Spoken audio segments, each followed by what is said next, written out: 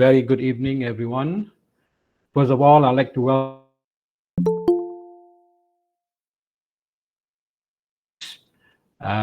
with the title of New Challenges of Psychoactive Substance in Malaysia, a Worrying Trend.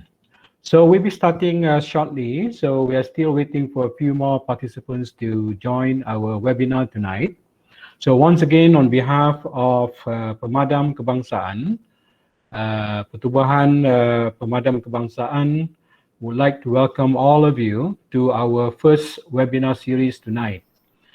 And I can see in our group we have participants all over Malaysia, and also we have participants from Brunei. Dr. Salwa, how are you, Dr. Salwa?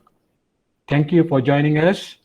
Alhamdulillah, Prof. Alhamdulillah, thank nice you. To see you again. Thank you for joining us all the way from Brunei. How's the weather in Brunei?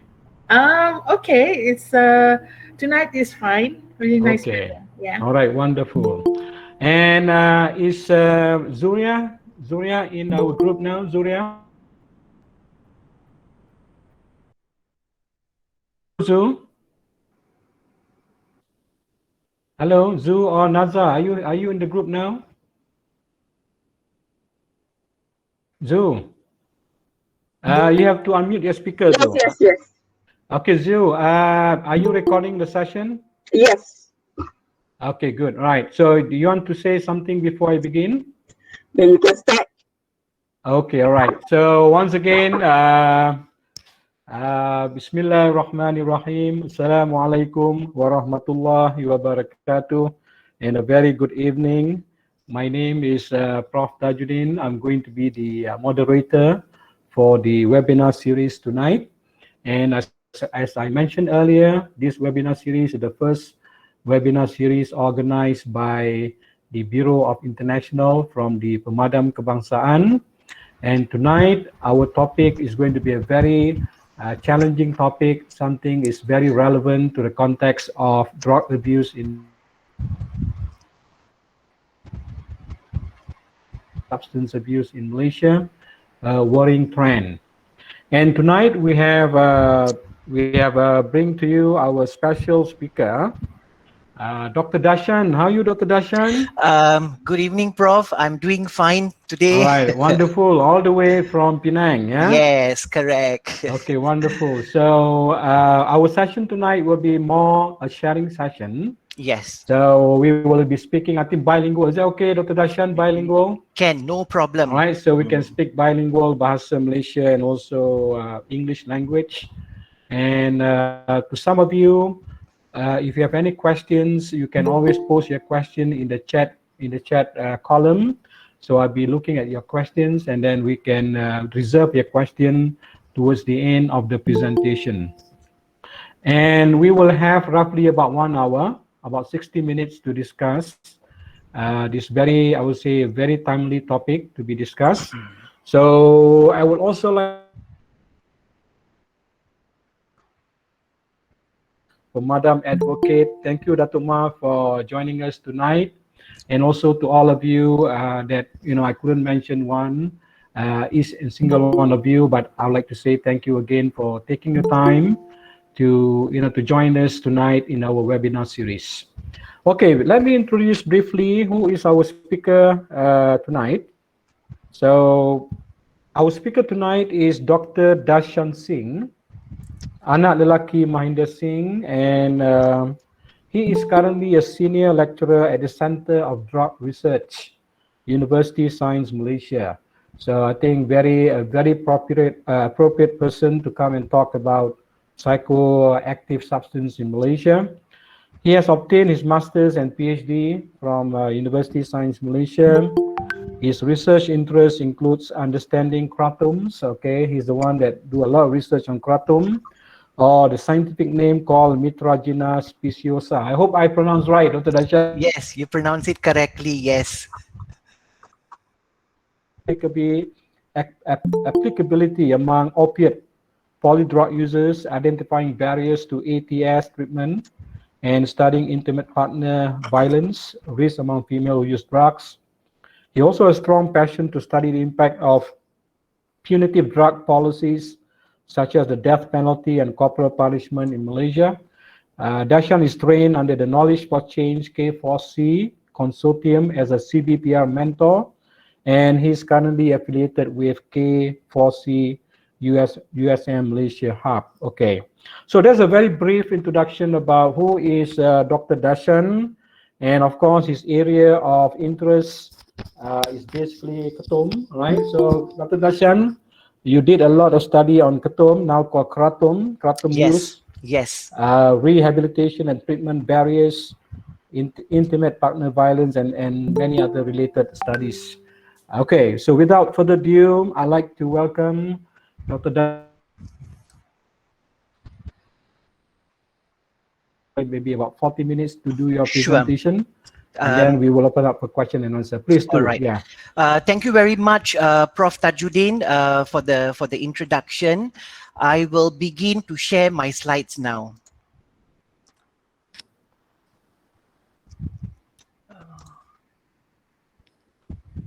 All right. Can you see my slides now?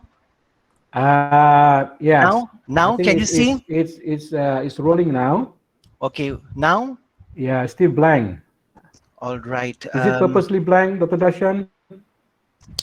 Wait 1 minute. Okay, good. All right. So just give me 1 second. Sure. Take your time.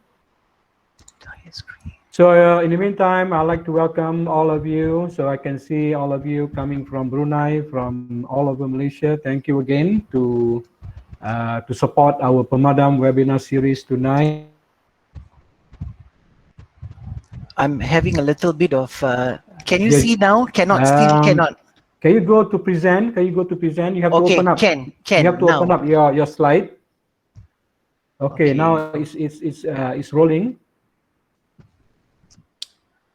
1 minute, okay. Prof. Can you see anything? No, nothing. Not yet. It's not come. Yeah, I can see now. Good. Very good. All right. Clear? Is that clear? Okay. Go to the slideshow.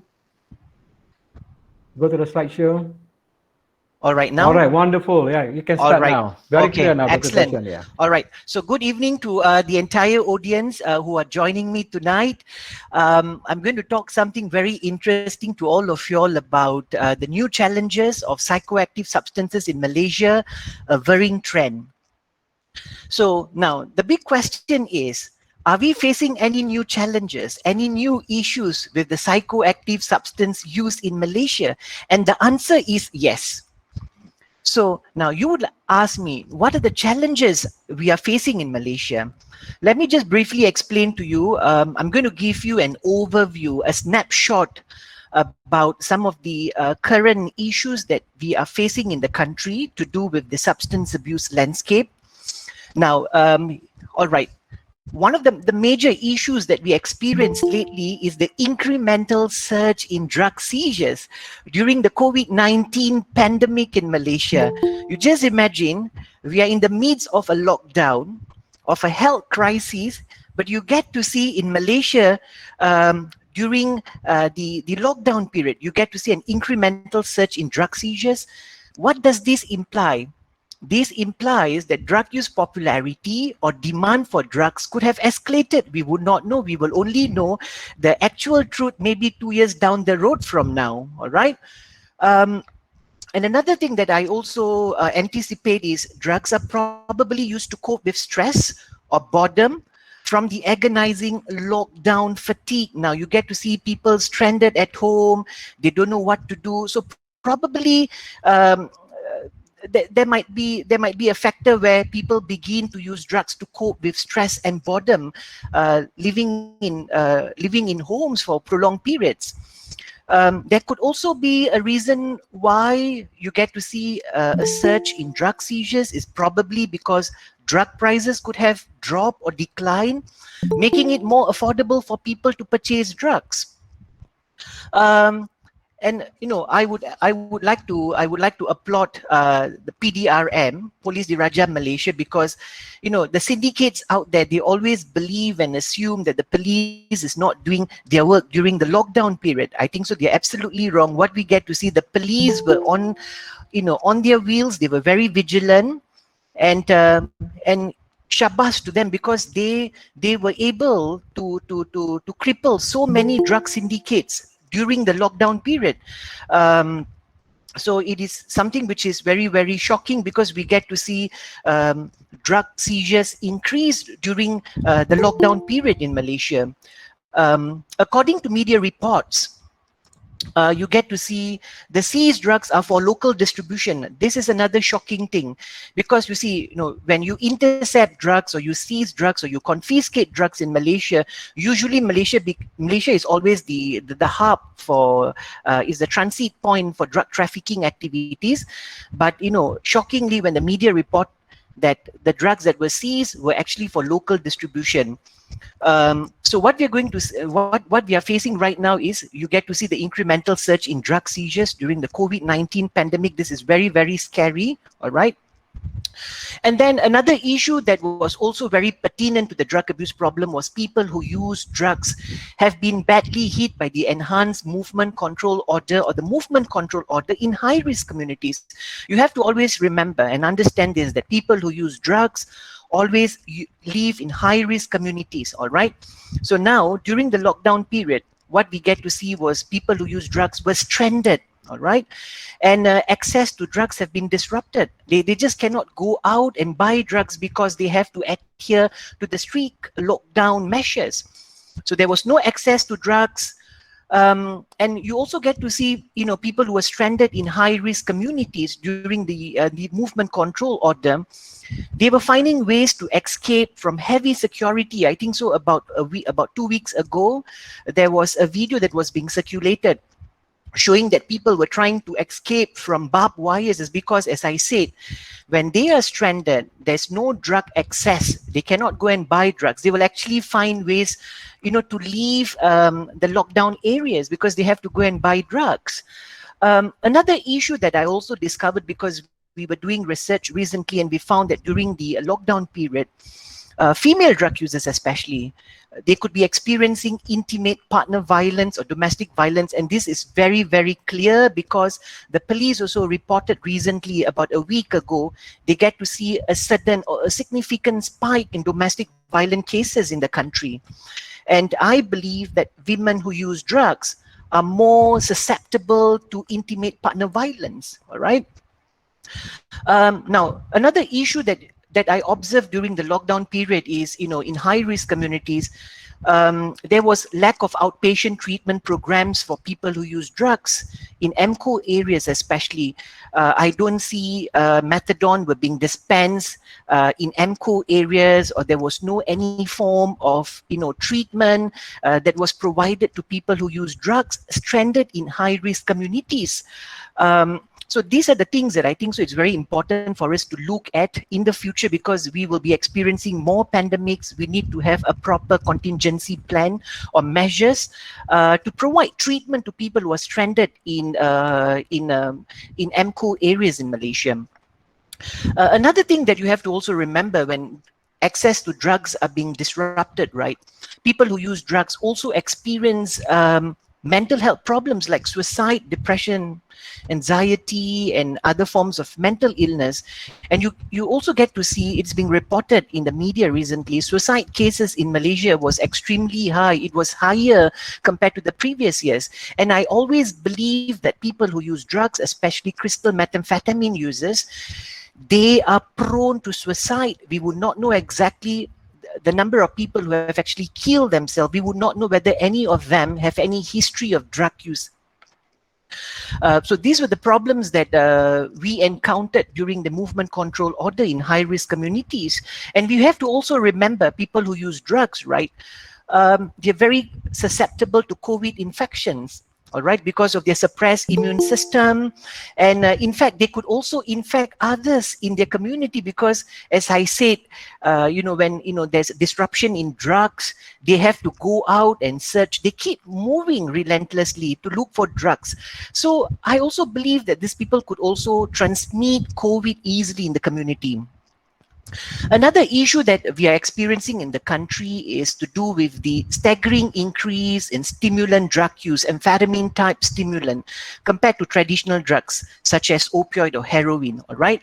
So now, according to the National Anti-Drug Agency, if you look at their national annual drug report, you get to see a significant increase in the number of people who are detected for drug use. They have a strong preference for ATS use. So now we are actually moving from the opioid epidemic to ATS use issues in the country. I'm not saying that, you know, opioid popularity has decreased. Opioid popularity is still there, but what we are getting to see is people have a strong preference for amphetamine type stimulants. And when I was doing research with people who use ATS in the community, when I engage in research with these people, I spend a lot of my time working with these people in the community. There's an assumption right now within these people. They always believe that ATS is safe. It is non-harmful than opioids. This is the misconception that they have. They always believe that if you use heroin, you develop dependence quickly, you know, you experience withdrawal, you become a junkie, everybody will get to know that you're a heroin addict. It is better for me to use ATS because I don't need to become, I will not get addicted to ATS as quickly as opioid. So all these misconceptions they have out there. When we were also asking them, why were you using ATS? We want to know exactly. Now we get to see people in Malaysia, especially women drug users and male drug users, when you ask them, why are you using ATS? And very simple, their motive of using ATS is to actually improve mood, to enhance work productivity. They want energy. They're actually looking for energy, all right? And of course, to intensify sexual orgasm, pleasure. Now, we also have this problem in Malaysia right now because our treatment programs were very oriented, were very opioid oriented. We were dealing with people who have opioid use disorder or opioid dependence. And we have vast experience dealing with them in our treatment facility. But now what we are seeing in the last couple of years, and the situation could even be more worrying, you get to see people who use drugs developing codependence. They have a strong liking to use opioid and ATS concurrently. So they are having dual disorders. So now you just imagine if we were to place people with codependence in the current treatment program, I don't think so it will actually help them in their recovery because there's no approved treatment for ATS use disorder. All right, you can use psychosocial interventions, but again, if you look at the weight of evidence, it is not showing clearly that psychosocial interventions are helpful in ATS recovery. So basically, I think so there's an urgent need for us to also look at, how we deal with people who suffer from codependence. Now, another misconception about ATS use is a lot of people out there, they always believe that ATS do not cause serious dependence or withdrawal compared to opioid when you use it infrequently, because the people that I deal with, I always ask them, are you a regular ATS user or are you, do you use ATS infrequently? Most of them are saying we use it infrequently, all right? Whenever there is a need, we use it. So that is why they're not developing dependence faster compared to opioid dependence, because the intake of ATS use is manageable, all right? So this is one of the most pressing issue that we're experiencing right now in the country with ATS use. Another issue that is very, very prevalent in the country is the use of handphones. For example, to conceal drug trafficking activities and to evade police dragnet, drugs are now innovatively marketed via handphones.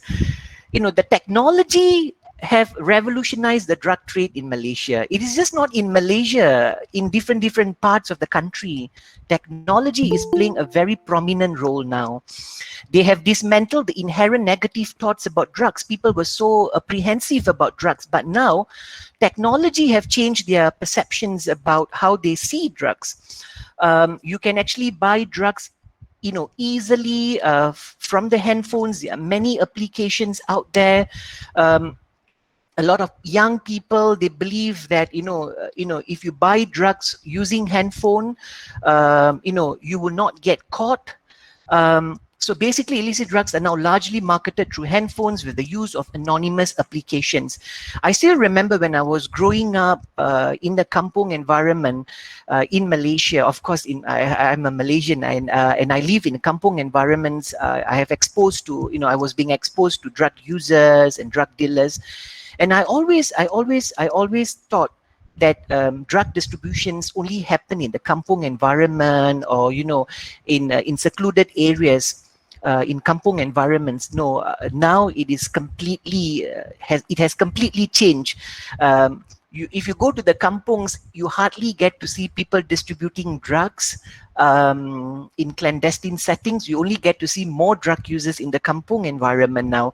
Now, you just don't need to go out to buy drugs in the community. You just, if you have the telephone and you have the number, and if you know from where to purchase it, you just can use your handphones. You can go and you just can send a message, and you can deal whatever that you want, whatever amount of drugs you want, whatever type of drugs you want. You just can get it from the handphone. It's so easy. You just don't need to go out. Your parents would not know exactly. They will always be assuming, oh, I have a good child. He's not going out to mix around and play around with people. He's just spending great amount of time in his room. So it is okay. I will give him whatever amount of money he wants. But the family doesn't realize that money is being used to buy drugs through innovative ways.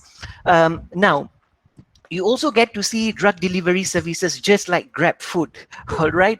So if you want to buy food, you are hungry, you can use these applications to purchase food.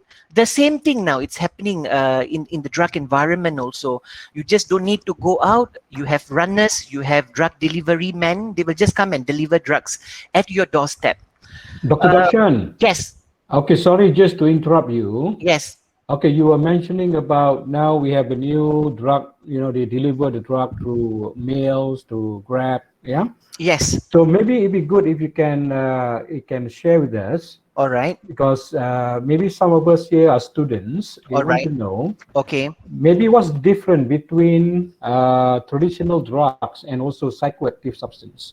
So All right. maybe you can explain that a bit, to see the relevance of how they use the internet, they use the mail and so on to, all right, to post their drugs. all right. Yeah. Prof, I have prepared that. I will actually talk about that later as I go on. I will definitely explain about what traditional drugs are and what are the synthetic drugs right now are. So I'll give them a better overview about what drugs are all about. Okay. All right. So now you get to see people who buy drugs using handphones. They don't get caught, all right, because they don't go out to the community to purchase drugs. The police are out there, but the thing is, no one is coming to buy drugs. Everything is actually happening on the handphone, all right. Now, you also get to see more women are being detected to be involved in illicit drug use, especially ATS. It's very, very scary. I get to see a lot of women. You have to always remember, behind every detected female drug users, there are another few who cannot be identified due to their hidden nature. It is just not, it's just not like male drug users. Male drug users will always go out, to buy drugs, to get drugs. They get caught. That is why you get to see a majority of drug users who are being caught are male, but the female drug users is a hidden population in the country. So it's very rare they get caught, all right? This is another big issue with female drug users in the country. They're not coming forward. They will not simply come forward to seek treatment because, as I said, they are shackled with commitments. They have a lot of commitments. They have children to take care. They have a lot of commitments. They have to work. They have to run a family. So you just imagine, if a woman is suffering from drug use, substance use disorder, it is no way for them to simply walk into voluntary treatment programs. It's very difficult. And another thing is the poor family support. They don't get proper support. That is why they're not coming forward. Because you just imagine, if they were to enroll in treatment, what is going to happen to the family? What's going to happen to the kids? And you have to also remember this. It can be very destructive if female drug users live with a drug using male partner. All right. No way they are going to come into treatment, because the male drug partner will always discourage the female drug user from joining treatment program. This is very, very common. Now you have to also see, like I was telling you, why I get to see more women are being using drugs is because when I ask them, mengapa guna dadah, mengapa terlibat dengan masalah penyalahgunaan dadah, dan apa yang mereka memberitahu kepada saya adalah sebab stress. So they are actually using ATS to cope with stress. Household chores, banyak kerja rumah, kena jaga anak, kena buat kerja rumah, kena bertugas, kena bekerja dan sebagainya. So kadang-kadang mereka menggunakan ATS untuk mendapatkan tenaga. Alright. Now, when we also deal with drug users, female drug users, we always tanya mereka, kita selalu tanya mereka, ada ke tak, kak tahu ke tak bahaya penggunaan ATS ataupun bahaya penggunaan dada? Majority daripada mereka akan kata, I don't have knowledge, I don't have adequate knowledge about drug use harms. I am being taught to believe that drug use, it is fine if you use in smaller quantities, and if you are able to manage your intake, it is fine. All right. So this is another issue that we have to deal with women out there. A lot of women are being tricked to believe that ATS can help them to reduce weight. Ini satu masalah juga. Bila kita tanya wanita ataupun when you talk to female drug users, what are the motives for you to use drugs besides to cope with stress and to get energy? They say that they want to reduce weight. When they reduce weight, they become more beautiful. All right. And crystal methamphetamine usage could motivate them to endure emotional distress. So they use ATS to actually overcome their personal issues. And another sad part is you also get to see in Malaysia, a lot of Malaysian women who have become drug mules are being detained and incarcerated for drug trafficking offences outside of Malaysia. This is also another worrying trend. We have to actually find ways to actually create awareness among our women out there. And this is also another issue that we are beginning to see. It's not beginning, it has been there for a very long time, but I get to see a lot of female drug users using drugs during breastfeeding. All right. Okay. All right. There's also lack of awareness on the importance of enrolling in treatment. A lot of people, because on one side we try to promote treatment, we want people who use drugs to come into treatment, but the problem is they don't need, they don't want to enroll in treatment. They always believe it's a waste of time enrolling in treatment, given the high relapse rate that they have experienced after post-release. So now, for example, if you send me to jail, all right, and jail or drug rehabilitation center supposed to actually help me in my recovery. If I come back and I relapse to drug use, of course, they always fail to understand that substance abuse is actually a relapsing brain disease. So if they don't have proper knowledge about the nature of drug use, they will always believe that, being in control environment, it's not helping me in my recovery, because if you have substance use disorder, you will have to go through many episodes of recovery. Another issue that because of the lack of awareness is because fear of community discrimination also undermine people who drug users participation in treatment. I was also doing a recent study recently because you get to see a lot of people are using ATS. On one side, the government is promoting voluntary treatment programs. And I was asking people, why you don't want to come into voluntary treatment programs? And they were claiming that there are plenty of barriers that undermine their participation in treatment programs. Now, another issue to do with the current treatment program is sometimes, you have voluntary treatment programs, but you force people who use drugs to comply with stringent rehabilitation conditions, and it ultimately defeats the purpose of voluntary treatment program. There's also lack of proper services for FDUs like childcare in the current treatment program. Another issue that we are also, that we have to also take into consideration is we get to see female who use drugs have a higher risk of experiencing intimate partner violence. So during the lockdown, You get to see a lot of women are being physically abused, sexually and psychologically abused, because it's to do with domestic violence.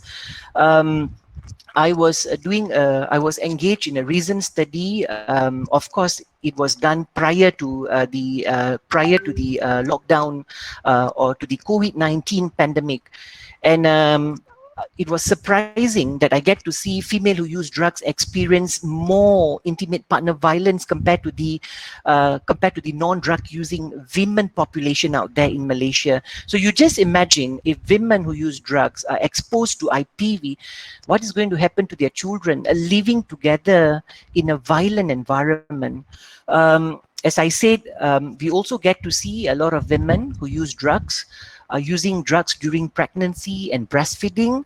And there's also barriers, and they also dislike accessing prenatal care services.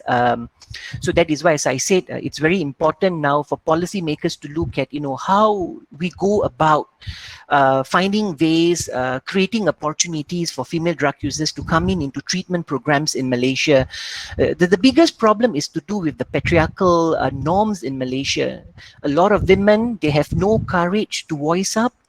And they prefer to endure long-lasting oppression. I think so. This is another area where a lot of work has to be done. We have to come up with proper interventions to help female drug users to fight domestic violence. I will also, another issue that I would like to bring up to the attention of the audience is, you get to see the current laws and policies are too punitive, and they continue to impact people who use drugs from multiple aspects. In fact, there is no reprieve to the drug abuse issue. We continue to catch people, we put them in jails, we put them in rehabilitation centers for prolonged periods, hoping that they will change. Actually, they relapse to drug use. So now what we are getting to see is, laws that was crafted, based on British influences in Malaysia. It's no longer yielding, satisfactory outcomes.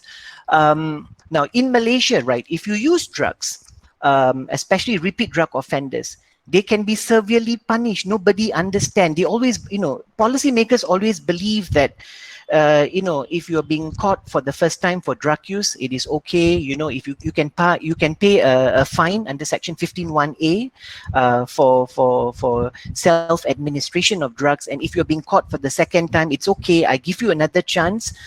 But the sad part is, for the third time and beyond that, if you are being caught, the laws could be very, very suppressive, because you could be detained in jail for prolonged period and whipped. And you just imagine, as I said, if you keep them in jail for too long and you whip them and they come back, there's a high possibility for them to also relapse to drug use, because, as I said, drug addiction is a relapsing brain disease. Drug users tend to relapse. So what we can do is, for repeat offenders, we have to find a different mode of treatment to treat these people. In Malaysia, right, if you look at the prison population, 2/3 of the prison population in Malaysia comprises of people who use drugs, right? And there's also an urgent need for us to look at alternative sentencing or treatment programs.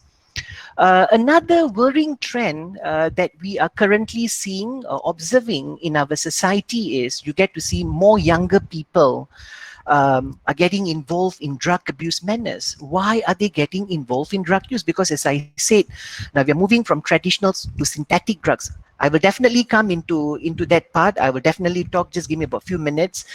Now, why younger people are using drugs is because either they lack proper information about drug use harms, or they have been influenced by their peers, or they belong to certain pockets of population who condone drug use, all right? So now you also get to see more educated adolescents or employed graduates are beginning to use cannabis. They have a preference for cannabis because they believe that cannabis doesn't carry much risk compared to other illicit drugs. You also get to see certain groups are advocating cannabis to be legalized or decriminalized in the hope of addressing certain issues and for therapeutic purposes. All right. This could also be another important issue that I would also like to highlight. lack of appropriate treatment protocols, guidelines, how to handle people who use drugs during unprecedented times. So during the COVID-19 pandemic in Malaysia, I get to see at the very onset of the pandemic, people, healthcare providers were drafting, treatment guidelines, protocol, how they could actually go about dealing with people in control environments. So I always believe that in the future, it is very important for us to actually draw proper guidelines and treatment protocols, how to handle PUDs during disease outbreaks in control environment as well as in community supervision programs, because now you have maybe about 100 over 1,000 people going through, annually you get about annually you get about 20-30,000 people enrolling in community supervision program. So you just imagine if you don't allow them to come into community supervision program on a monthly basis, what is going to happen to them? What's going to happen to their recovery? Because as I said, if you were to use telemedicine or other forms of alternatives to provide psychosocial counseling, a lot of drug users staying in rural areas or in urban areas, sometimes they just don't have internet connection and the right devices to connect with you. And this is also another issue. PUDs are very vulnerable to COVID infection. And I always believe, during the COVID pandemic, we get to see a lot of elderly people were given, utmost importance were given to, vaccination program. But you never get to see anyone talking about can we vaccinate people who use drugs or not, because we should be vaccinating them as well. All right. Another issue that we are also getting to see right now is the use of drugs among LGBT community in Malaysia. I'm not simply alleging and accusing that LGBT community is using drugs, but what we get to see, this vulnerable sexual minority are vulnerable to illicit drugs and they are prone to develop substance use disorders. And this particular community face greater risk of sexual harassment because of homophobia. All right. So there have been so much of research being done outside of Malaysia. It shows clearly that this LGBT community are also susceptible to infectious diseases. And I always believe that there's an urgent need for a separate set of policies and interventions to deal with LGBT community who are involved in substance use in the country. All right. Another pressing issue that I would also like to highlight, it is also very, very worrying to us, is the drug and crime relationship. You have to always remember, people who use drugs have a habit of committing crime because drugs are not cheap. Drugs are very expensive. And to support their addictive behaviors, they have to engage in crime. Of course, we have been exposed to systemic violence in the country, all right? But thank God in the last 2 years, probably because of the lockdown, you do not see, assassinations going on, gang fights going on because of, business rivalry among organized crime groups. But what I would like to highlight is we get to see people who use ATS in Malaysia have higher odds of engaging in violent crime. And most of the violent and non-violent crimes that are reported in the country has a perceptible link with illicit drug use. So I always believe that we have to come up with interventions. Crime can be mitigated if people who use drugs are provided with proper treatment access. Now, I will explain to you the differences between traditional drugs and designer drugs right now. Now, what we get to see, the emergence of NPS, new psychoactive substances on the dark net or anonymous internet site. So what NPS is, traditional drugs comprises of marijuana, heroin, cocaine, these are all, it originates from what they call that, from plants, all right? They have been there for a very prolonged period, for hundreds of years. It could be for more than that. So now what we are seeing right now is traditional drugs, the popularity of traditional drugs like marijuana, heroin, and cocaine. But of course, we don't have issues to do with cocaine. Of course, we have seized cocaine in Malaysia, but it is for international market. But as I said, we have been experiencing opioid abuse problem for a very long time, since independence until today. But what we are seeing now is the popularity of traditional drugs such as marijuana and opioids have decreased. So let me just explain to you what new psychoactive substances are. So NPS are often called designer or synthetic drugs, and they are marketed as legal highs, all right? And basically, they are being distributed to circumvent law enforcement detection. And you have to remember the synthetic drugs, right? There are so many synthetic drugs out there, all right? And sometimes, it is not sometimes, most of the time, just say, for example, if you take NPS, right, it comes in with, let me just show you, all right. So when you talk about NPS, again, it is being divided into 4 categories. You have synthetic cannabinoids, which is spice and black mamba. Of course, spice is very popular in Malaysia right now. Synthetic cannabinoids, we would not know, but the police have confiscated synthetic cannabinoids. We have stimulant-based substances like amphetamine or crystal methamphetamine. We have downers or sedatives, which are also known as benzodiazepine, all right? I don't know whether you have heard about Aramine 5. You can believe Aramine 5 in the community, all right? You also have hallucinogenic drugs, which is known as LSD and ketamine. You also have plant-based substances like khat and kratom. You have to always understand kratom is also a plant-based new psychoactive substances. People who are dependent on illicit opioids or prescription opioids, they are using plant-based substances like kratom as a substitute to opioids. So you have to understand that these NPS, right, produces similar effects as illegal drugs, all right? But as I said, it is known as legal highs. And the most interesting part of NPS, most of these drugs are not regulated. They are not controlled under the International Drug Conventions.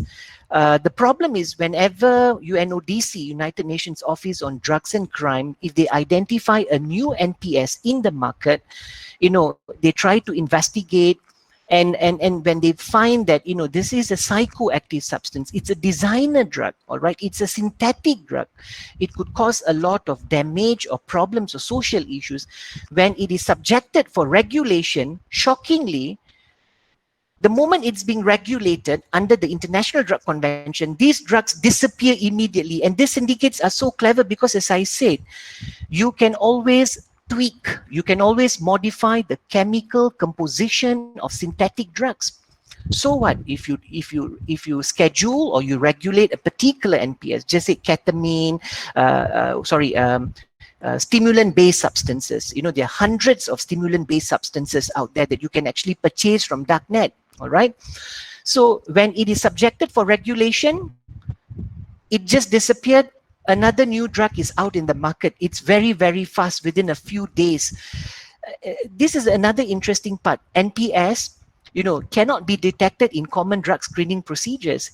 Like, for example, now, if you use NPS and if you go out there and if you're being detained by the police and if they were to do a urine drug test on you, probably you would not be tested positive for drug use, because this is the uniqueness of designer drugs. The drugs are being designed in a way that you cannot get detected through a urine drug test. Now, the problem, you get to see why people are going into darknet and buying drugs from the darknet is because they have limited knowledge about NPS harms, since it is cleverly marketed to deceive consumers to believe that NPS is safer than traditional street drugs. So that is why now a lot of youngsters, as I said, you just don't need to go out to the community to buy drugs or to learn what drugs are all about. Now you have this generation who sit down in front of the computers for hours. They are learning a lot from the darknet.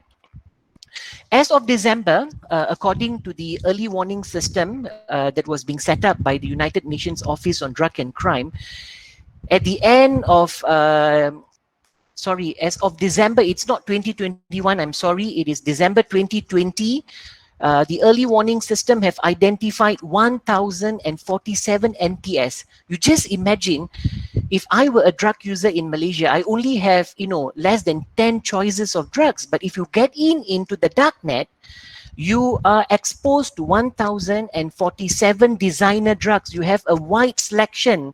You can just select any class of drugs, all right? And Malaysia has also reported about the emergence of NPS, and it is also reported and captured in the early warning system. So you get to see an upward trend in NPS detection, indicating speedy ongoing innovation.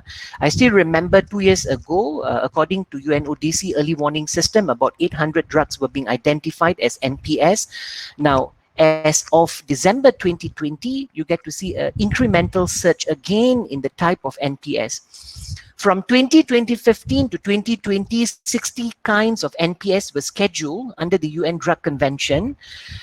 You have to also remember, if there's a new NPS, a new synthetic drug, all right, if somebody reports it, all right, the enforcement agency reports to the early warning system, you cannot simply regulate these drugs, because you have to conduct some kind of research, some laboratory research to identify whether these drugs are psychoactive drugs, are they harmful, are they dangerous or not. So that is why you see within 5 years period, out of that 1,047, only 60 types of NPS were being scheduled, all right? You have to also understand customers. You have different types of customers, the way they look at NPS differently, and they also use NPS for different reasons. Now, another interesting part where people are learning how to purchase, how to buy drugs, is they go into these online forums, drug forums like reddit.com. If you get into reddit.com, you could actually share and learn so much. All right. Now, this is the problem. I'm not saying if you use traditional drugs, you could develop dependence and withdrawal. The same thing, if you use NPS, you are also prone to develop dependence and withdrawal, similarly as other illicit substances if you use it chronically, all right? So never ever think, people always assume that, designer drugs are safe because it is known as legal high, it is marketed as legal high, I will not develop dependence. No such thing, because as I said, these are psychoactive substances, and they are bound to create dependence. Now, this is the biggest problems for clinicians working in emergency rooms and researchers, toxicologists, healthcare system, and law enforcement agencies, because as I said, there's so many drugs out there. It is very difficult to characterize, all right? Sometimes whenever there is poisoning or toxicity cases, our system, we do not have proper standards to immediately identify whether someone who is brought into emergency room is under the influence of new psychoactive substances or not, because the current system will only detect traditional drugs, crystal methamphetamine, marijuana, heroin, ketamine. But as I said, toxicity or poisoning could also caused by NPS, all right? All right, so let me just show you a little bit more. Dr. Darshan. Yes. Do you have more slides to share? I just have another, maybe another 5 minutes I could wrap up. Yeah, because we have a few questions that I'd like to pose to you.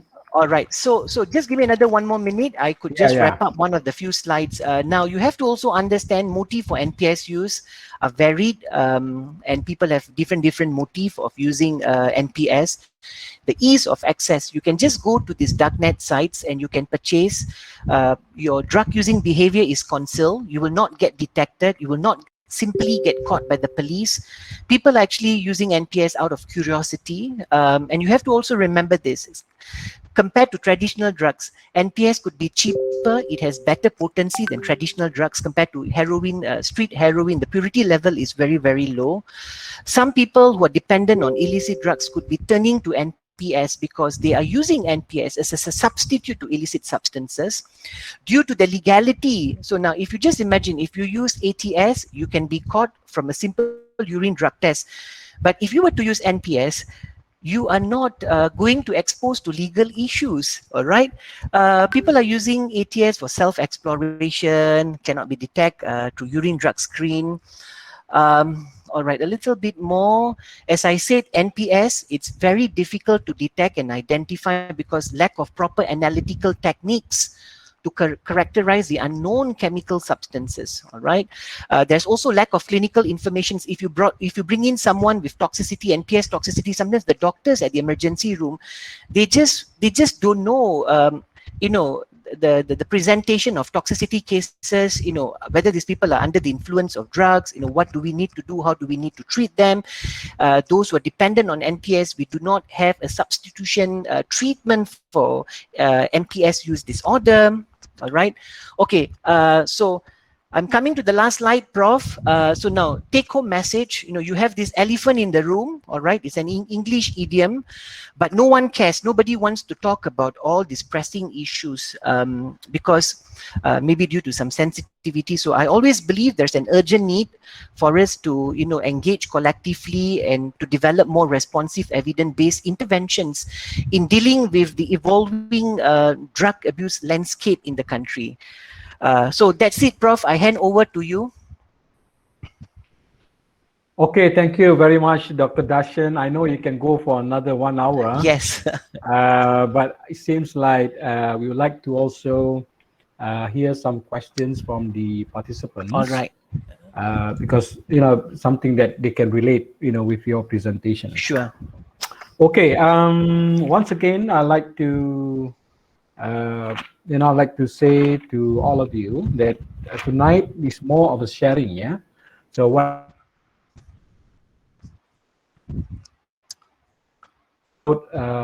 the emergence of new drugs in Malaysia, the new trend, what are the challenges? Okay, I have two questions here from our participants. Okay, right. The first question is from Kamil Azwan, yeah?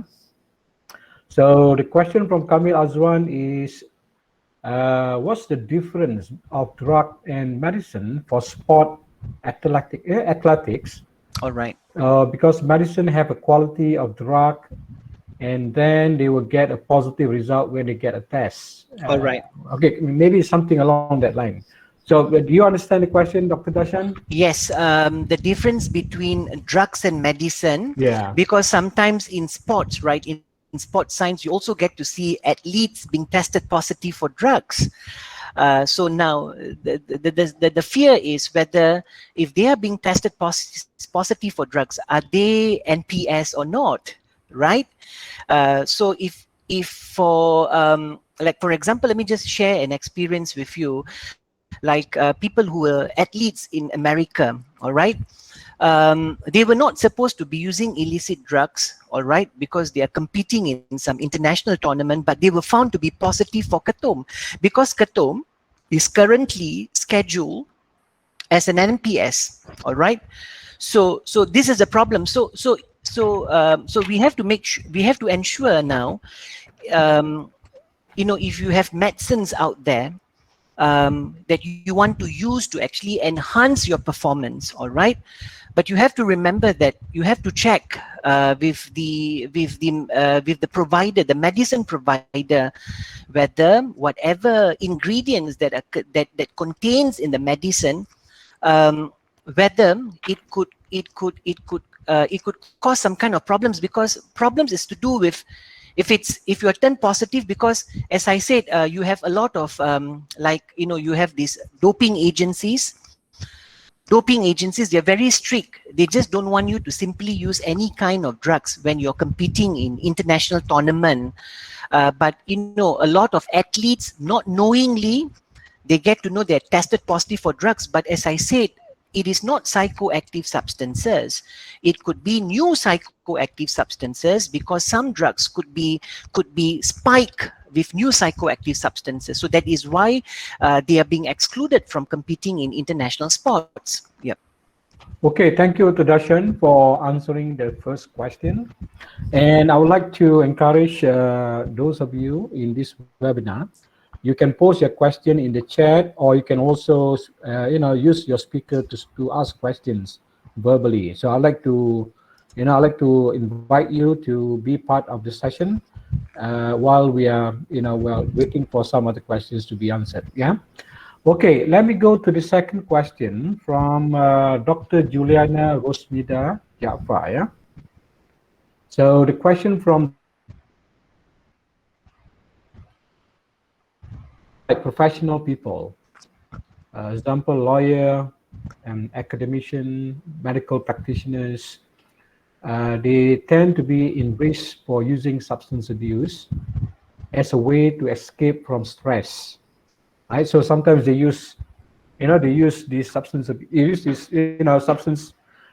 drugs or NPS just to escape from daily stress. Exactly. Okay, so what's your point of view on this, Dr. All right, Darshan? Yeah. Prof. I work with people who use drugs. I have provided counseling.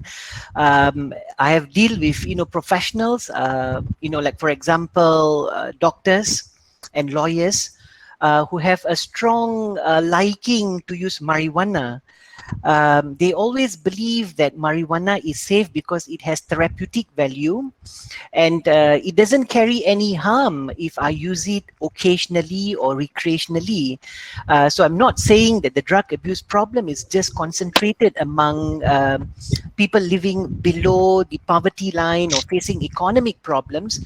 But you get to see, as I said, there are many pockets of segment out there in the community. They use drugs. Even university students are also involved in drug use. Professionals are also involved in drugs. Now, for example, let me just share with you. When I was accessing the female drug rehabilitation center in Bachok, Kota Baru, I started working with female drug users maybe like about 10-15 years ago during my student years.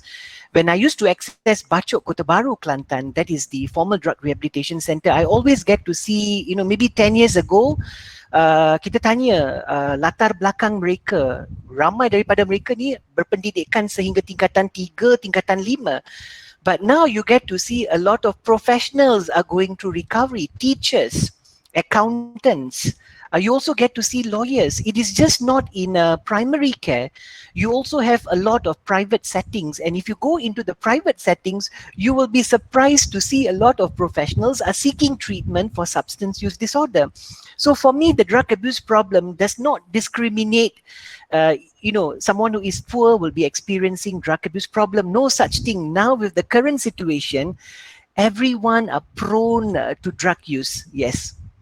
Okay, thank you, Dr. Darshan. Dr. Darshan, is your PowerPoint still on? Can you just stop your PowerPoint? All right, 1 minute. So that they can see you clearly? Okay, 1 minute. Yeah. Okay, can you All right, see me wonderful. now? Yeah, All I right. can see you now, yeah. Okay. Okay, so we are still having like maybe 10 more minutes before we end our session tonight. So I would like to invite the rest of you, if you have any questions to Dr. Darshan, please unmute your speaker and then you can straight away ask questions to Dr. Darshan. So any one of you here would like to ask questions, please, I'd like to welcome you.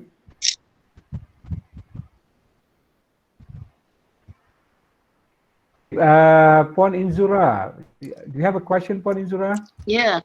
Okay, wonderful. It's nice to see you tonight. So far, tak, Prof. Saya Okay. ikut dulu. Okay, good, right. Because I thought you want to ask questions. Terima kasih. Maybe Datuk Mustafa, you have any question, Datuk Ma? Datuk Ma from PEMADAM, do you have any question to Dr. Darshan?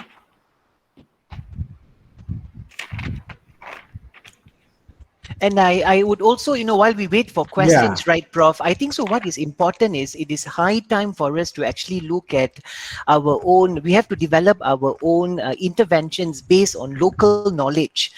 Kadang-kadang kita tak boleh just imitate treatment approaches ataupun evidence-based interventions daripada negara barat because kadang-kadang dia tak bersesuaian dengan konteks semasa walaupun kita tweak sikit. Very important for us to actually develop our own interventions lah in fighting the drug abuse problem because for the last 60 years from independence, we always guna pakai intervensi-intervensi yang dibangunkan di negara barat, tetapi intervensi-intervensi tersebut tidak memberi, it failed to actually yield ataupun provide satisfactory punya outcome.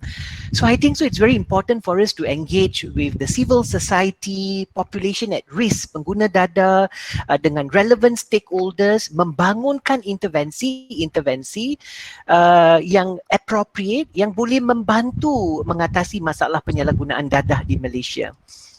Yes. Okay, good. Right. When you share, just now you share about the new designer drugs, right? Yes. 1047 NPS. Yes. Based on the UNODC reports. Is that Yes. World Drug reports? Yes. Yeah, it's very scary that Yes. we have every day we have new designer drugs. Correct. So how do you see worrying trend in Malaysia right now? So what would be your advice to to the youngsters or students, or if we have kids, what's your advice? Okay, let me just explain to you, Prof. It is really very, very intimidating, as I said, because as I said, what we are seeing right now in Malaysia is mereka yang kena tangkap adalah mereka yang guna dada-dada tradisional ataupun sintetik seperti shabu. What about those who are really using NPS? Okay, this segment of the society is not being detected, and furthermore, they are not coming into treatment because, as I said, the current treatment programs does not cater for NPS users.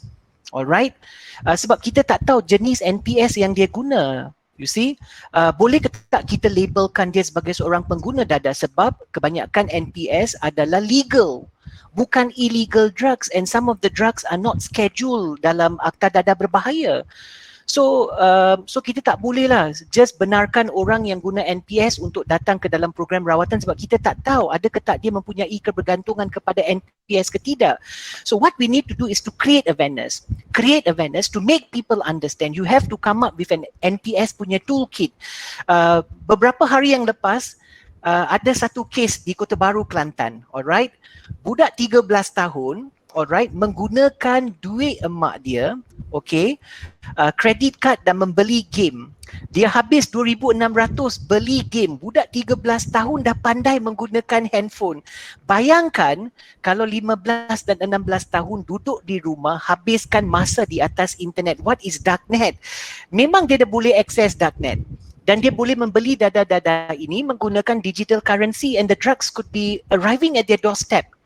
Because yes, drugs can come in because bila NPS ni dia datang, dia disembunyikan dalam produk-produk di-declare sebagai electronic goods. Okay, dan dia dah pandai, dia dah tahu macam mana nak menggunakan, nak pilih dadah jenis apa yang tak ada masalah, macam mana nak guna. And then kalau dia tak suka dengan kesan tersebut, saya kata tak ada masalah, sebab dia ada 1047 jenis dadah yang lain dia boleh pilih. So basically dalam setahun dia boleh pilih satu jenis dadah dia boleh guna. So kadang-kadang bila saya pergi keluar bercakap dengan pengguna dadah, saya kata pengguna dadah kat luar sana hanya ada beberapa pilihan saja. Bila saya bagi tahu pasal NPS, dia kata, doktor, ini memang menarik, tapi macam mana nak masuk? So you just imagine, kalau pengguna dada ni, kalau dia tahu macam mana nak access darknet, dia boleh beli dada-dada ni. Dia mungkin tak akan kena tangkap sebab there is no need for them to go out into the community to purchase drugs. And yang memang menarik sekarang, Prof, kalau kita masuk darknet, dia ada banyak promotion, dia ada banyak diskaun. Beli 2 gram, dia bagi percuma 5 gram. Okay, memang menarik. Kalau kita nak beli shabu, kalau tak ada duit, tak ada bekalan. Okay, dan kita tak boleh utang. Tapi kalau kita access darknet, kita boleh beli. You have a wide selection of drugs. And if you are a loyal client ataupun customer, kalau you come back again and again and purchase from us, we have loyalty program. We can give you more, you see. So this is very scary because we will only know the actual truth maybe 5 years, 10 years down the road, when you get to see more and more people are developing dependence or substance use disorder to NPS. Yes. All right, thank you, Dr. Darshan, for explaining, giving that answer. I have 2 more questions from the participants. And I'd like to take the last questions because something relevant to what you just mentioned just now from Nisha Pani, yeah? From Nisha Pani. So her question is, in your opinion, Dr. Darshan, how good is our drug prevention effort in Malaysia, right? How good is the prevention, drug prevention effort or program in Malaysia? Is the fear-based Prof, you are breaking. I cannot hear you. Okay, can you still hear me? Yes. All right, so let me repeat the question again. Okay, how good is our drug prevention effort in Malaysia? Okay. That's one. And then there's Okay. another follow-up question. Is the fear-based approach working? And then are we doing enough to educate the public? So there are three sub-questions from Nisha Pani. So you like to respond to that, Dr. Darshan? All right. Okay. Now, when you talk about prevention interventions, right, Prof, I don't think so. I need to explain. You can actually see from the success rate. I think so. We are a little bit backwards in terms of prevention because when we talk about prevention, but you get to see the number of people using drugs are increasing. It is not decreasing. So something is wrong with the preventive measures because, as I said, probably there's not adequate of awareness about drugs. So I think so we seriously have to look, relook, review, reanalyze our interventions, where we went wrong, what can we do to further improve it, to further enhance it, because we're talking about prevention. So now if you have something, a prevention measure, who are you targeting? Because we get to see more young people using drugs, more young students using drugs. So basically the prevention is not being targeted to these people. You are targeting your interventions at the wrong person, a wrong group of people. So we have to do a lot on the intervention. As I said, developing something based on local knowledge. The second question is to do with fear. Now you have punitive drug measures. We have punitive drug laws, but you get to see more and more people each year. If you look at the annual drug report, setiap tahun 6,000 orang ditahan untuk terlibat dalam aktiviti pengedaran dada. You have something which is so harsh. Now you ask the question, why people getting engaged in drug distribution activity is just not drug consumption, drug distribution, terlibat dengan aktiviti pengedaran dada. So the law is no longer, it is, orang dah tak takut dah. There's no more fear with the law.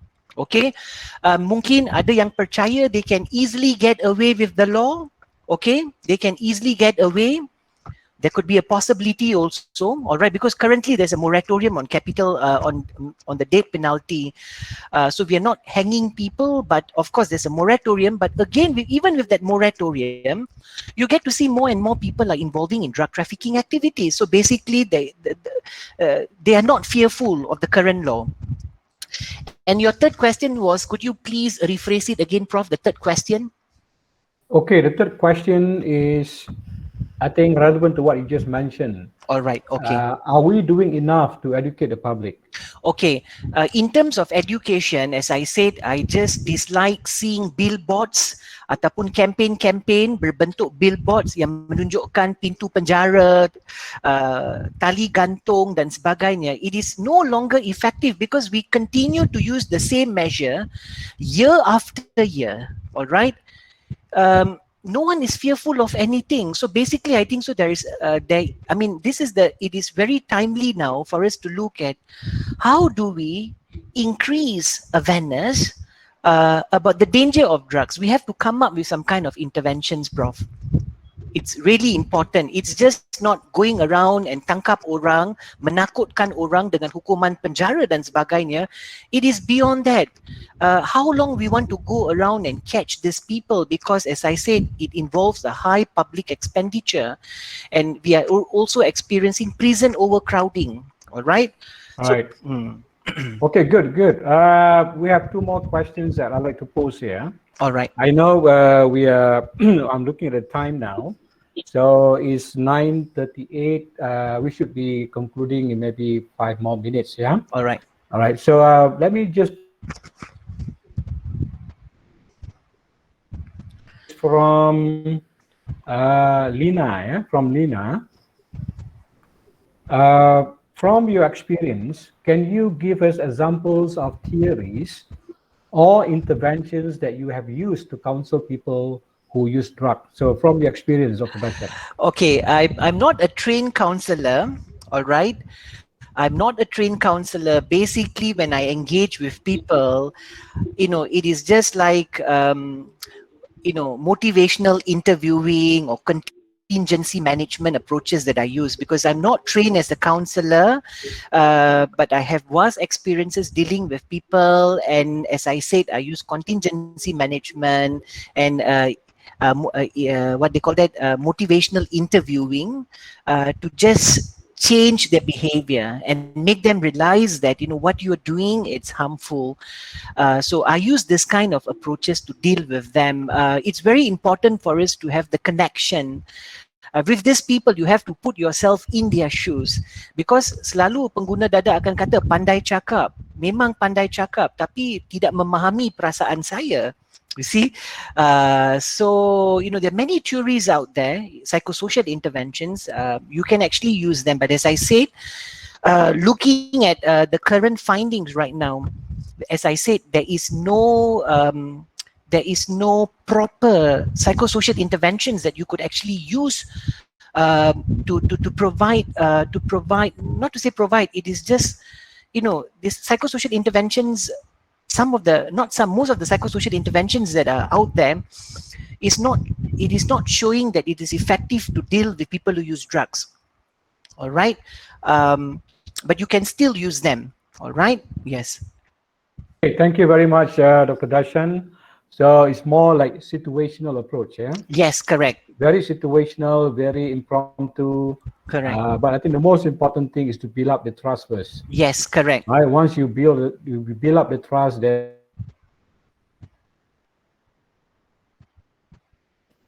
all right. So this will be our last questions for tonight. Yeah. So question from Jam for Life. Okay. So the question is, with regards to the purchase, consumption, and addiction of NPS from the dark net. All right. What about the drugs? Example, Xanax, Lexotan, etc. That is prescribed by doctors to patients. All right. And what's the right way for disposal? To disposal the drugs, and how to stop the prescription and addiction. Wow. So there's a few questions. All right, here. Prof. Let me just tell you, prescription drugs, right?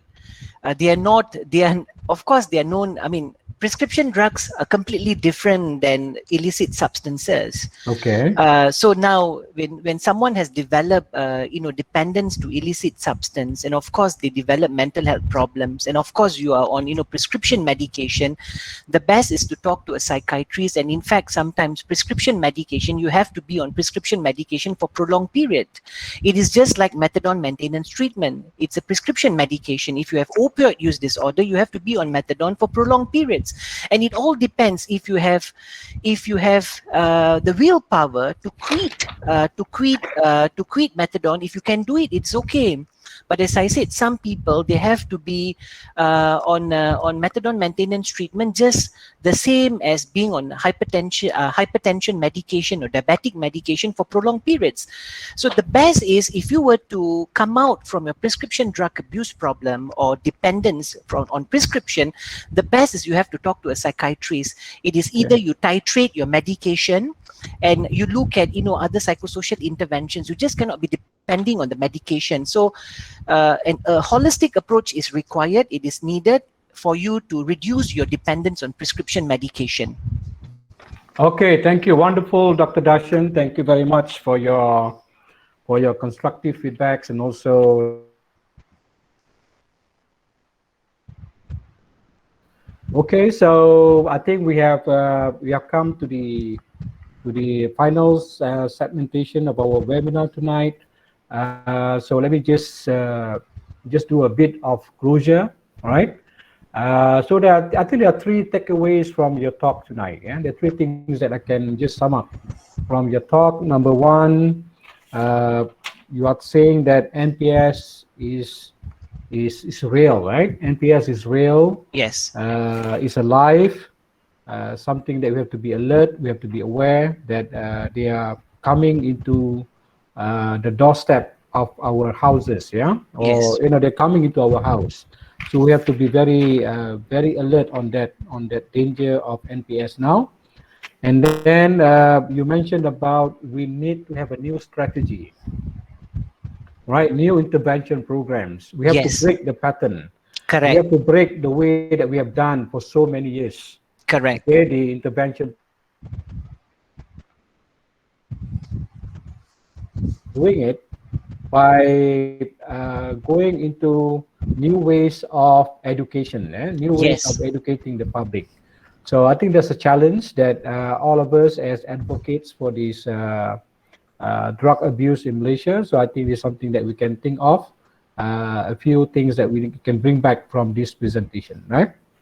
And then finally, you talk about the importance of everybody have to play a role. Yes. Correct. Right? We have to play a role. If we are counselors, we have to play our little role. If we are parents, if you are, we are teachers, if we are subordinates, we are friends. So we have to jaga kita, right? Yes. Like COVID, everybody Correct. jaga, True. themselves. So same goes to drugs. We have to be, taking care of not only ourselves, but also taking care, especially in this COVID pandemic situation. We have to be really, alert about what's going on in the house. Correct. Look the dark net or the deep net. So we have to really be cautious on that one. Yeah. Yes. Yes. Correct. Okay, so with that note again, I once again would like to say thank you. Thank you so much to all of you who willingly spend your time, your quality time tonight to be with us with the PEMADAM lecture series. So I hope we can see you again in our new events. We are going to put up a series of PEMADAM lecture series. So from time to time, we will invite different speakers to come in and share topic related to drug abuse or substance abuse. Yeah. So once again, to Dr. Darshan, thank you very much for your constructive constructive presentation, constructive feedback. We really appreciate your presence and also your sharing with us tonight. So thank you very much to Dr. Darshan. You're welcome, Prof. Thank All you right, very much. so before we conclude, just a memento for our program tonight. We'll switch on your camera so that we can snap your photo, guys. All right. And is Naza here? Naza, are you here, Naza? Naza, the secretariat, are you here? All right, Naza. So can you please help us to snap the photo, Naza? All right, guys. So Naza from the secretariat of PEMADAM will be taking the photos, and then please switch on your camera. So this will be our documentation for our first webinar series. All right, everybody smile. Okay, senyum semua sekali. All right, so we have another slide. We have another page. Okay, once again, kita minta semua sekali senyum. Okay, Naza, can you please snap the photo? Okay, all right. So thank you very much to everyone. I really appreciate your events. Till then, once again, thank you very much from PEMADAM Kebangsaan, and have a good rest and have a good weekend. All right. Thank you. Assalamualaikum Thank you. warahmatullahi Bye. wabarakatuh. Thank you very much. All right. Bye. See you all. Okay, bye-bye.